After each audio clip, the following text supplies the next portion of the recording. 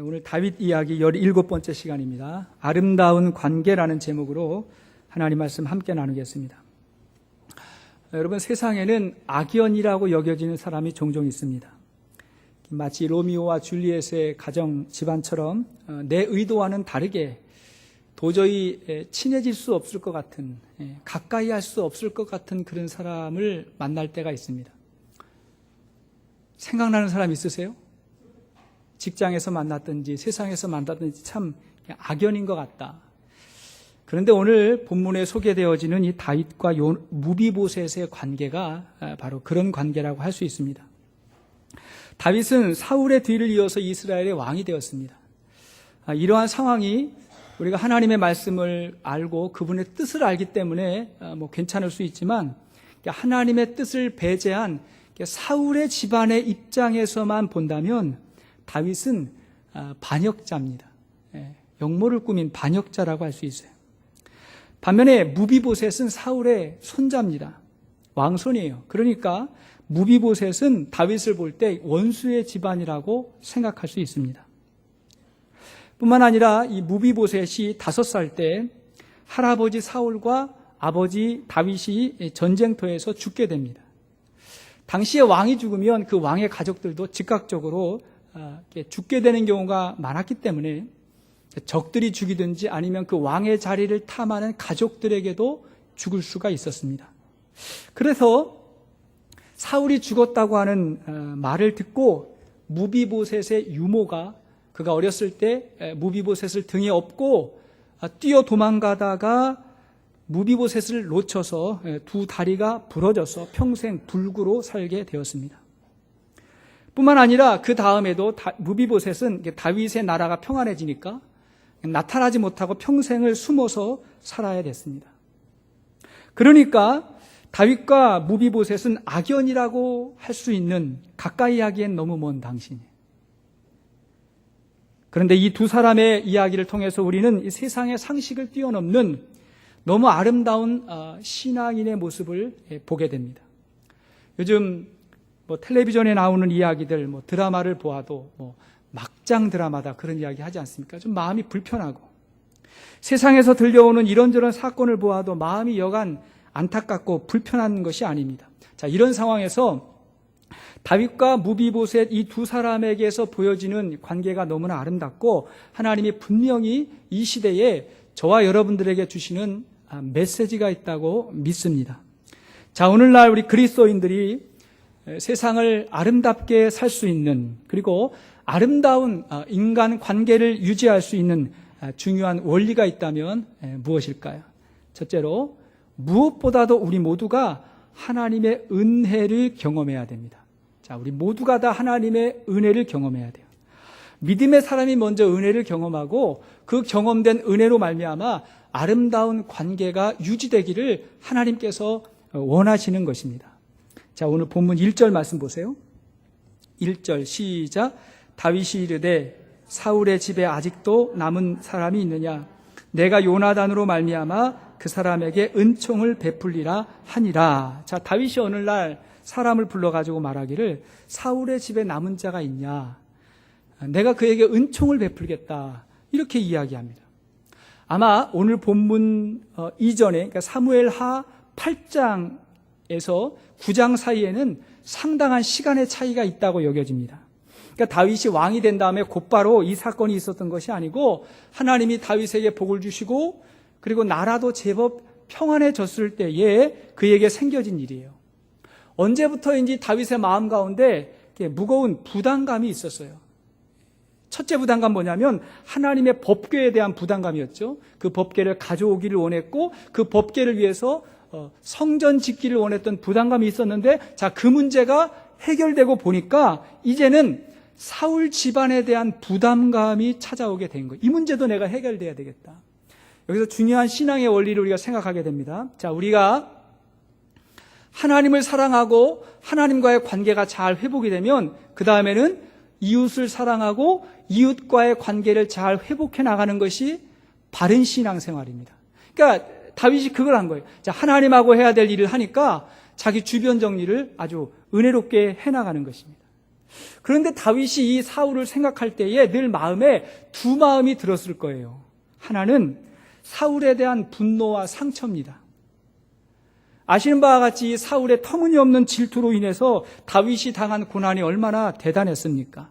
광야에서 살아남으려고 했어야 됐고, 또 심지어 이방 나라까지 가가지고 미친 사람처럼 행동하면서 목숨을 구걸해야 했을 때 다윗이 말은 안 해도, 표현은 못해도 이 사울에 대한 분노와 적개심이 그의 마음 가운데 없지 않아 있었을 것입니다. 반면에 마음에는 이런 생각도 들었을 거예요. 그래도 사울이 아니었으면 오늘의 내가 없다. 그잖아요? 다윗은 베들레헴 시골의 목동입니다. 양치는 아주 촌놈이에요, 촌놈. 그런 다윗을 중앙 정치에 등용시킨 사람도 사울이고, 자기 딸을 다윗에게 아내로 주어가지고 왕가의 친척이 되게 했고, 실제로 많은 힘과 권력을 다윗에게 주어서 이스라엘 사람들에게 존경받는 사람으로 길을 열어준 사람도 사울이라고 할 수 있어요. 그러니까 다윗에게 있어서 사울이 미워해야 될 원수입니까? 아니면 고마워해야 될 은인입니까? 이럴 때 많은 사람들은 보통 그런 것 같아요. 자기가 한 일은 자기가 잘해서 된 일이고, 좋은 일은 자기가 잘해서 된 일이고, 그리고 상대방은 여전히 악한 사람이다. 그런 마음에 생각할 때가 있습니다. 하지만 이럴 때 누가 감사하게 생각하고 누가 세상을 어둡지 않게 밝은 마음으로 감사하며 볼 수가 있겠습니까? 물론 그 사람의 성품도 중요하지만 우리는 근본적으로 하나님의 은혜를 경험해야 되는 줄로 믿습니다. 하나님의 은혜를 경험해야 돼요. 다윗이 오랜 시간 끝에 이 마음의 부담감을 좀 떨쳐버리고 싶었던 것 같아요. 자기 내면에서 벌어지고 있는 마음의 분노와 부정적인 생각이 없지 않아 있었어요. 우리 모두에게 그런 생각이 있을 수 있잖아요. 어느 사건, 어느 상황을 생각하면 늘 기억이 안 좋고 마음이 불편하고, 그런 마음을 간직하기보다는 내가 해결해야 되겠다. 사울은 증오의 대상이 아니라 내가 사랑해야 될 대상이다라고 마음을 굳히고, 그래서 그 남은 자를 찾기로 결정한 것입니다. 3절 말씀을 계속 보십시오. 3절 말씀 시작. 왕이 이르되 사울의 집에 아직도 남은 사람이 없느냐? 내가 그 사람에게 하나님의 은총을 베풀고자 하노라 하니, 시바가 왕께 아뢰되 요나단의 아들 하나가 있는데 다리 저는 자인이다. 자, 보십시오. 내가 그 사람에게 하나님의 은총을 베풀고자 한다. 그러니까 다윗이 이 은총을 베풀고자 한 원인이 어딨냐? 그가 받은 하나님의 은혜가 너무 크기 때문에 그래요. 하나님과의 관계 속에서 항상 감사함이 있기 때문에 내가 이걸 갚아야 되겠다. 여러분, 이 곳간에서 인심이 난다고 우리가 어떻게 무슨 능력으로 다른 사람을 그렇게 사랑하고 용서하고 배려하고 이해할 수가 있겠어요? 내 성격, 내 상황은 늘 한계가 있어요. 근데 하나님 안에서 은혜를 경험하는 사람에게 그것이 가능한 것입니다. 제가 우리 교회 성경 공부 이렇게 마무리하면서 꼭 소감을 듣든지 아니면 뭐 간증을 듣든지 그런 시간 갔는데, 지금도 이렇게 인상 깊게 기억되는 분이 있습니다. 이분이 성경 공부를 잘 마친 다음에 이야기를 하는데 그런 이야기를 하시는 거예요. 내가 하나님의 은혜를 입고 또 배운 게 있는데 끝나고 나서 그냥 끝내는 것이 아니라 뭐를 내가 하나님의 은혜를 좀 나누어 볼까라고 생각하다가 지난 몇 년 동안 그 관계가 약간 소원하던 시어머니하고의 관계를 좀 회복해야 되겠다, 그런 생각을 하셨대요. 물론 뭐 이렇게 자세한 내용은 모르겠지만 저 시어머니하고 관계가 좀 불편해서 몇 년 동안 찾아뵙지 못하고 또 전화도 못 드리고, 물론 언제라도 맘만 먹으면 할 수 있었겠죠. 근데 그것이 이제 1년이 되고 2년이 되고 그랬던 거예요. 근데 이분이 성경 공부를 마치면서 내가 먼저 찾아가야 되겠다, 내가 먼저 인사해야 되겠다, 그런 각오를 가지고 전화드리고 찾아갔더니 너무 반가워하고 너무 기뻐하고 너무 관계가 좋아졌다고 그렇게 말씀하셨어요. 지금은 어떤가 모르겠어요. 몇 년 전이니까. 근데 제가 이렇게 그 마음을 나누는 모습이 너무 귀했어요. 근데 은혜를 받았으니까 여기서 있지 아니하고 내가 뭔가를 나눠야 되겠다, 먼저 찾아가야 되겠다. 여러분, 오늘 우리는 어디에서 하나님의 큰 은혜를 경험합니까? 예수 그리스도의 십자가를 통해서 그 은혜를 발견하는 거예요. 하나님이 우리를 구원하신 방법, 하나님이 우리를 구원하신 곳, 그리고 우리가 머물러야 될 곳이 예수님의 십자가입니다. 그러므로 예수님의 십자가의 은혜를 경험한 사람, 예수님의 십자가를 통과한 사람은 주님께 받았던 그 은혜가, 그러니까 그 사랑이, 그 용서와 배려가 흘러넘치는 삶을 살아가게 됩니다. 에베소서 5장 1절 말씀을 보세요. 에베소서 5장 1절 이하의 말씀. 자, 시작. 그러므로 사랑을 받은 자녀같이 너희는 하나님을 본받는 자가 되고 그리스도께서 너희를 사랑하신 것 같이 너희도 사랑 가운데서 행하라. 그는 우리를 위하여 자신을 버리사 향기로운 제물과 희생 제물로 하나님께 드리셨느니라. 보십시오. 그러므로 사랑을 받은 자녀같이 너희도 사랑 가운데 행하라. 이렇게 말씀하셨어요. 누구처럼? 그리스도가 너희를 사랑한 것처럼. 사실은 우리 모두도 예수님을 십자가에 못 박았던 그 유대인들과 같은 사람이었고, 그리고 예수님을 버리고 도망갔던 제자들과 같은 사람이었고, 예수님을 능욕하고 조롱했던 그 많은 군중과 같은 사람이었고, 아니면 전혀 예수님과 무관했던 사람이었는데, 예수님께서 우리를 부르셨어요. 어디로? 십자가 밑으로 부르셨어요. 그리고 그분이 십자가 위에서 십자가 아래에 있는 우리에게 말씀하시는 거예요. 뭐라고 말씀하시냐면, 주여, 저들이 하는 일을 알지 못하나이다. 용서하여 주시옵소서. 그들의 죄를, 그들의 모습과 삶을 알지 못하나이다. 주여, 용서하여 주시옵소서라고 십자가 위에서 주님이 말씀하셨는데, 그걸 우리가 어디에서? 십자가 밑에서, 그 발 앞에서 우리가 그 은혜를 입게 된 것입니다. 그리고 나서 예수님께서 뭐라고 말씀하시냐면, 너희도 그 십자가 위에서 받았던 그 사랑으로 말미암아 너희도 그 메시지를 가지고 살라는 거예요. 자, 골로새서 3장 12절 이하의 말씀 보십시오. 골로새서 3장 12절 이하. 자, 시작. 그러므로 너희는 하나님이 택하사 거룩하고 사랑받은 자처럼 긍휼과 자비와 겸손과 온유와 오래 참음을 옷 입고 누가 누구에게 불만이 있거든 서로 용납하여 피차 용서하되 주께서 너희를 용서하신 것 같이 너희도 그리하고 이 모든 것 위에 사랑을 더하라. 이는 온전하게 매는 띠니라. 아멘. 우리가 하나님의 택하심을 입고 은혜를 입었다면 서로 용서하고 모든 것 위에 사랑을 더해라. 이런 삶이 되어야 된다 주님 말씀하십니다. 만약에 저와 여러분들이 주님의 십자가 아래에서 주님이 십자가 위에서 하신 그 말씀을 우리가 들었다면, 아니 우리도 십자가 위에 못 박히신 그 주님처럼 주님의 제자의 길을 걸어가고 있다면 우리도 다 십자가를 통과한 사람이 되는 것입니다. 이 은혜를 경험하지 못하고 주의 십자가를 통과하지 못하면 세상에 있는 많은 사람들은 다 자기중심적으로 살아가는 거예요. 그리고 온 세상과 온 우주가 내 중심대로 돌아가야 된다고 생각하는 거예요. 근데 그게 안 돼요. 그러니까 세상을 보면 늘 부정적이고 마음이 좀 원망스럽고 그런 거예요. 하지만 세상은 내 중심대로 돌아가는 것이 아니라 하나님 중심으로 하나님 질서대로 돌아가는 것입니다. 그 가운데 내가 하나님을 따라서 그와 함께 그분의 리듬에 맞춰 사는 거예요. 그게 신앙생활이에요. 누구의 리듬? 하나님의 리듬과 하나님의 질서에 맞춰서 그분의 말씀 가운데에서 살아가게 되는 것입니다. 할렐루야. 이 은혜를 경험한 사람들이 비로소 세상을 다른 모습과 다른 마음으로 살아가게 되는 것입니다. 두 번째로, 그러한 은혜를 아는 사람은 이 삶 속에 있는 감사의 씨앗을 찾습니다. 감사의 씨앗을 찾아요.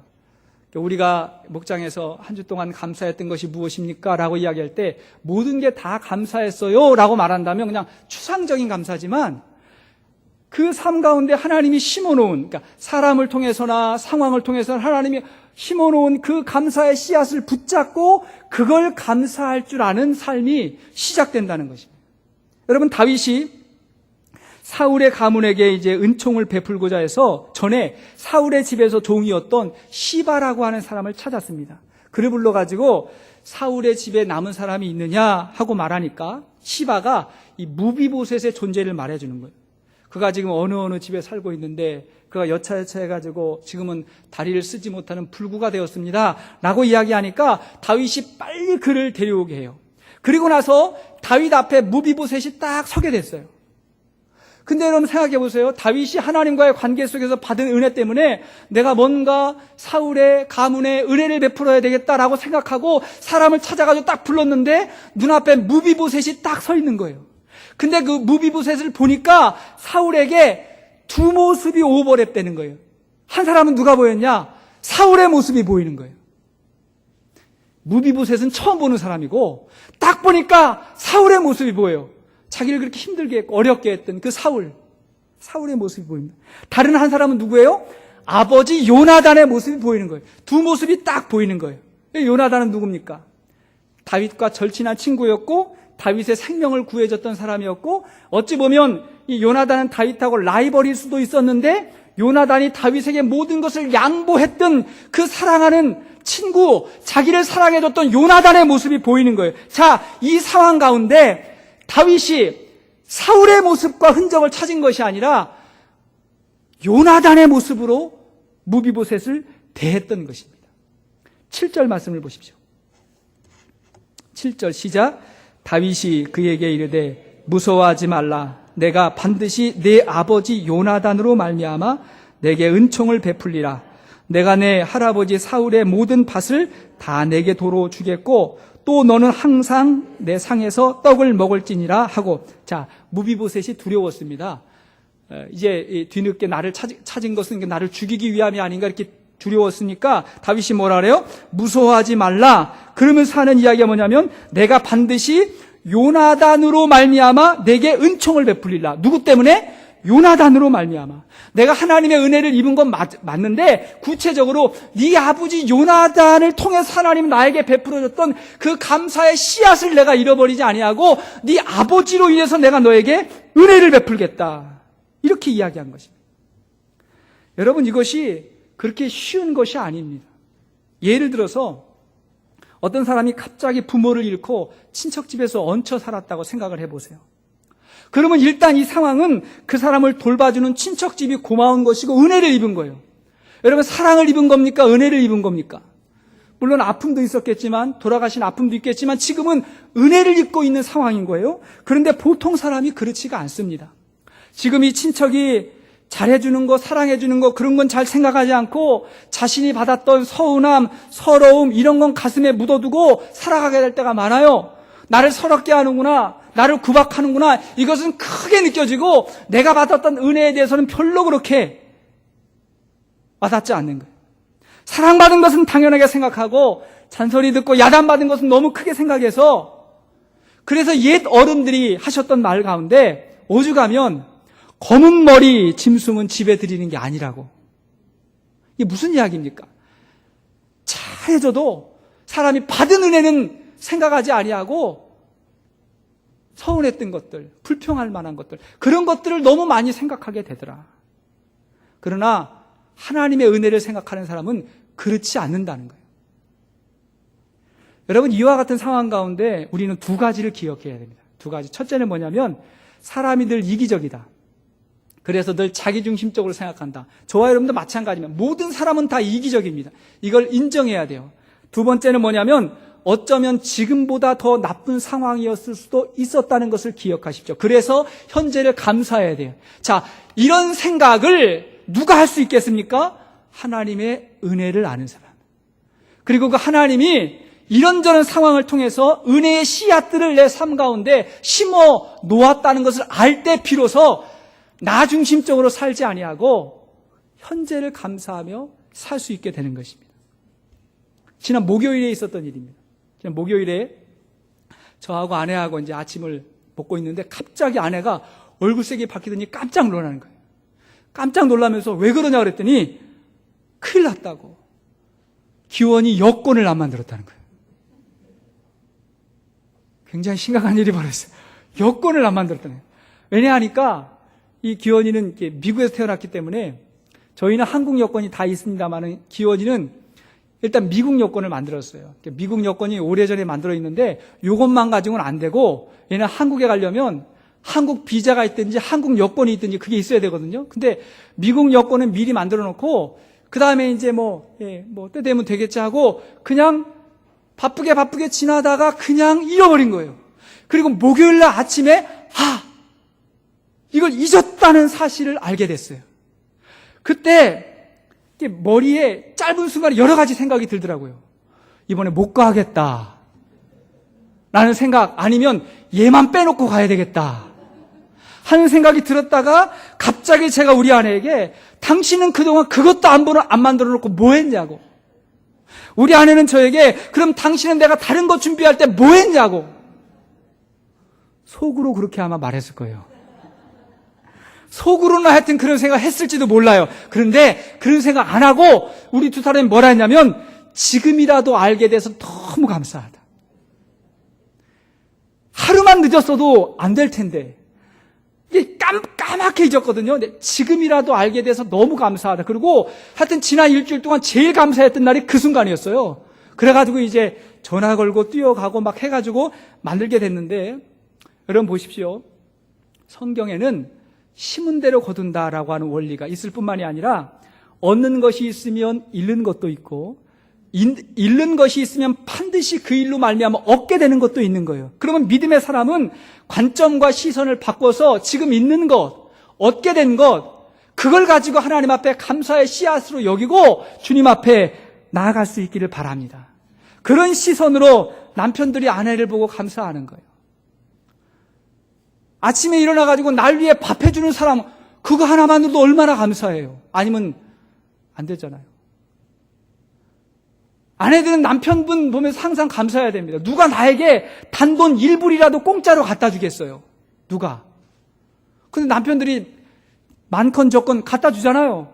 갖다 주면서도 욕먹는 불쌍한 남편들이 얼마나 많습니까? 갖다 주면서도 그냥 막 그러잖아요. 그러니까 그것으로 감사하고, 자녀들 보면서 얼마나 감사한 일이 많습니까? 감사하는 거예요. 칭찬하고 격려하고. 제가 늘 말씀드리지만 우리 자녀들은요, 아직 미숙해서 그렇지 지금 최선이에요. 그 아이들이 할 수 있는 최선을 다해서 살아가고 있는 건데, 그걸 가지고 칭찬을 안 하고 막 이렇게 야단만 치면 그 아이의 인생의 창고에 있는 가장 좋은 거 가지고 와서 얘기했는데 그게 아니라 그러니까 안 좋은 거 꺼내가지고 오기 시작합니다. 그때부터 잘못된 버릇이 나오고 습관이 나오고, 그러면 안 되는 거예요. 그냥 늘 지금 하고 있는 것, 잘하는 걸 더 칭찬하고 격려해서 그것이 30배, 60배, 100배로 자라게 할 수 있기를 바랍니다. 사람에게는 좀 이상한 특징이 있어요.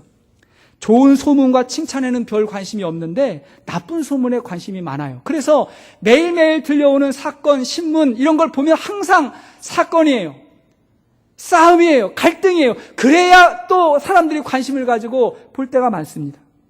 나를 좋아하는 사람에게는 별 관심이 없고 나를 싫어하는 사람에게 더 관심이 가고, 100명의 사람 중에 99명의 사람이 날 좋아해 줘도 한 명의 사람이 날 싫어하고 미워하면 그 사람 때문에 살맛이 안 날 때가 있어요.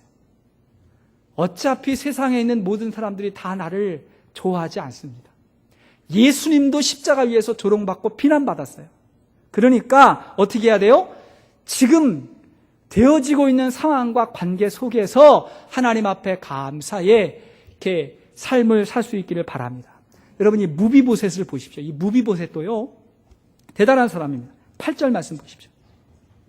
8절 시작. 그가 절하여 이르되 이 종이 무엇이기에 왕께서 죽은 개 같은 나를 돌아보시나이까 하니라. 여러분, 이 무비보셋도 얼마든지 다윗을 증오하고 분노할 수 있는데 지나간 일들은 다 묻어버리고, 그리고 뭐라고 표현해요? 자기를 죽은 개 같은 나를 어찌 이렇게 은혜를 주냐고. 여러분, 프리웨이 지나가다가 그 길 옆에 개라든가 고양이라든가 이렇게 치여가지고 죽을 때 보면 그렇게 강아지를 예뻐하는 사람도 달려가서 끌어안지 않잖아요. 청소부들이 치워가잖아요. 근데 지금 무비보셋이 그러는 거예요. 내가 지금 죽은 개 같은 그런 상황인데 어떻게 나에게 이렇게 은혜를 베푸느냐고. 사람이요, 조금 성숙하고 지혜로운 사람은 현재를 감사하고 누리면서 살아갑니다.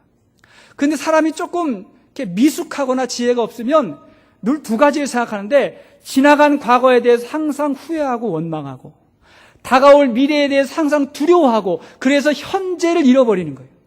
늘 현재가 과거와 미래 사이에 껴가지고 늘 감사가 없어요. 불안해요. 두려워요. 근데 신앙의 사람은 지나간 삶에 대해서는 다 묻어버리고, 그런즉 그리스도 안에서 새 사람이 됐다고, 새로운 피조물이 됐다고 고백하며 묻어버리고, 그리고 앞길은 하나님에게 맡기고, 그리고 현재의 하나님께서 허락하신 일에 충성스럽게 믿음으로 살아갈 수 있기를 바랍니다. 그게 감사하고 그게 신실이고 그게 충성인 줄로 믿습니다. 세 번째, 그렇게 우리가 은혜를 베풀 때 사랑이 목적이 되어야 됩니다. 사랑이 수단이 되는 것이 아니라 목적이 되는 것입니다. 사랑 자체가 목적이에요. 따뜻한 카리스마라고 하는 책을 썼던 이종선 시의 글을 보면 참 좋은 글들이 많은데 제가 참 기억나는 사건이 있어요. 이분이 강연도 많고 책도 이렇게 많이 쓰시는데 어느 날 지방에서 강연이 있어서 서울에서 평택을 이렇게 가야 되는 상황이 있었어요. 그래서 이제 혼자 운전을 해가지고 시골길을 가고 있는데 한적한 시골길에 한 할머니 한 분이 혼자서 걸어가시더라는 거예요. 그래서 이분이 이제 차를 딱 세우고 요즘에 아무나 태우기도 어렵잖아요. 할머니니까. 할머니 어디까지 가세요? 타세요. 그래서 할머니가 차에 탔어요. 그때 할머니가 그렇게 고마워하고 감사하고 옛날 분들 이렇게 지나가다가 이렇게 차 태워주면 머리에 뭐 짐 이고 가다가도 앉기는 않지만 짐은 안 내려놓잖아요. 짐 내려놓으라 그러면 아유 이렇게 몸 태워준 것도 고마운데 어떻게 짐까지 맡기냐고 그러면서 안 내려놓잖아요. 근데 이 할머니도 아까 그랬는지 어쨌든 너무 고마워하는 거예요. 그래가지고 할머니하고 이야기하다가 내려드리고 강연을 잘하고 집에 돌아오는데 이 이종선 씨의 시골에 있는 어머니가 이 비슷한 연세의 어머니가 생각이 나가지고 전화를 했더라는 거예요. 이 어머니가 너무 감사하게 전화를 받는데 그날 하루 있었던 일을 하는데 그분도 그날 어려운 일을 만났는데 어떤 젊은이가 도움을 줘가지고 너무 쉽게 일을 했다고 하는 그런 이야기를 하는 거예요. 근데 이 이종선 씨가 두 가지 사건이 딱 생각이 나는 거예요. 내가 누구에게 선한 일을 베풀고 사랑을 베풀었더니 나에게는 오지 않았지만 우리 어머니에게 이런 보답이 왔구나. 이런 깨달음을 얻었다는 거예요. 여러분 이 이야기가 전혀 틀린 이야기 아니라고 생각합니다. 우리가 누구에게 사랑을 심으면 그 사랑이 나에게 오든지 아니면 다른 사람을 통해서 나에게 오든지 아니면 내가 사랑하는 다른 사람에게 오든지 선한 것을 심으니 선한 것이 맺히지 않겠습니까? 여러분 다윗을 보세요. 다윗이 무비보셋에게 베풀어준 은혜의 보상이 무엇입니까? 그게 7절, 9절, 10절 말씀인데 자 7절만 한번 더 읽겠습니다. 7절 자 시작. 다윗이 그에게 이르되 무서워하지 말라. 내가 반드시 내 아버지 요나단으로 말미암아 내게 은총을 베풀리라. 내가 내 할아버지 사울의 모든 밭을 다 내게 도로 주겠고 또 너는 항상 내 상에서 떡을 먹을지니라 하니 자, 두 가지를 이야기했죠. 하나는 사울의 모든 밭과 소유를 돌려줬습니다. 사울이 왕이었기 때문에 재산이 얼마나 많았겠어요. 근데 그걸 모두 다 무비보셋에게 돌려줬어요. 내 것이 아니니까 정직하게 돌려준 것입니다. 다른 하나는 다윗과 함께 식탁에 앉을 수 있는 권한을 주었어요. 그러니까 왕하고 겸상을 하도록 그렇게 은혜를 베푼 거예요. 그러니까 쉽게 말하면 다윗은 무비보셋을 가족으로 왕족으로 대우해 준 것입니다. 여러분 다윗의 이러한 배려가 어떤 계산에 의해서일까요? 무비보셋에게 이렇게 하면 나에게 뭔가 유익한 게 있겠지 이런 거 생각했을까요? 전혀 그렇지 않았을 것입니다. 그런 걸 생각했다면 다른 사람에게 했겠지요. 무비보셋의 입장에서 다윗에게 해줄 수 있는 게 뭐가 있겠어요? 자기 몸도 성하지 않은데 아무것도 해줄 수 있는 게 없어요. 다윗은 그냥 사랑 자체가 목적이어서 하나님의 사랑을 입었으니까 내가 사랑하고 섬기고 살아가는 그것 자체로 그냥 사랑을 베풀어 준 거예요. 여러분 너무 우리가 계산하고 사람 만나고 목적을 가지고 사람 만나고 그러면 불편하잖아요. 부담스럽잖아요. 그냥 내 안에 있는 하나님의 사랑으로 기회가 주어지고 관계가 지어질 때마다 항상 내 안에 있는 그리스도의 선함으로 말미암아 주위에 있는 많은 사람들을 귀히 여길 수 있기를 바랍니다. 그랬는데 결과를 보면요. 나중에 정말 예상하지 못한 일이 벌어졌어요. 다윗이 그거 생각하고 한 거 아니에요. 근데 나중에 다윗의 아들 압살롬이 반역을 해서 다윗이 급히 성을 비우고 나가야 되는 상황이 벌어졌어요. 그때 다윗 가까이에 있던 사람도 다윗을 많이 떠났어요. 근데 이 무비보셋이 끝까지 다윗 곁에서 충성을 다합니다. 다윗이 계산하는 사람이었다면 무비보셋도 그때 계산했을 거예요. 근데 그냥 마음 자체로 순수하게 사랑해 주니까 그 사람도 끝까지 다윗과 함께 했던 것입니다. 그렇게 서로의 사랑이 흘러서 세상을 아름답게 하고 사람과의 관계가 아름다운 관계가 되어지고 우리 주위에 아름다운 일들이 맺혀질 수 있기를 주의 이름으로 축원합니다. 말씀에 결론을 맺겠습니다. 사랑하는 여러분, 인생의 성공은 관계에 있습니다. 관계에 성공하지 못하면 인생에 성공하지 못합니다. 그러므로 하나님과 관계가 회복된 사람은 반드시 사람과의 관계를 회복해 나가야 됩니다. 우리 주위에 무비보셋 같은 사람이 있고요, 요나단 같은 사람이 있고요, 또 악연과 같은 사람이 있습니다. 그런 사람이 있을 때에 믿음의 사람은 자기 십자가를 짊어지고, 아니 예수님처럼 십자가 위에 올라가서 그래서 주님처럼 살아가는 것입니다. 그리고 사명의 자리로 나아가서 아름다운 관계를 만들어갑니다. 그 자리가 어떤 자리입니까? 섬기는 자리고 사랑하는 자리고 용서하고 배려하는 자리. 세상에 그런 사람을 싫어하는 사람은 아무도 없습니다. 다 사람들이 따르고 존경하게 될 것이고, 그리고 영적인 영향력이 더 넓어지게 될 것입니다. 누가 그렇게 할 수 있습니까? 첫째, 하나님의 은혜를 먼저 생각하는 사람. 두 번째, 세상에 하나님이 심겨놓은 사랑의 이 감사의 씨앗을 늘 발견하고 살아가는 사람. 세 번째, 우리 인생의 목적 자체가 하나님의 사랑을 목적으로 가지고 가는 우리 모두에게 이런 축복이 있는 줄로 믿습니다.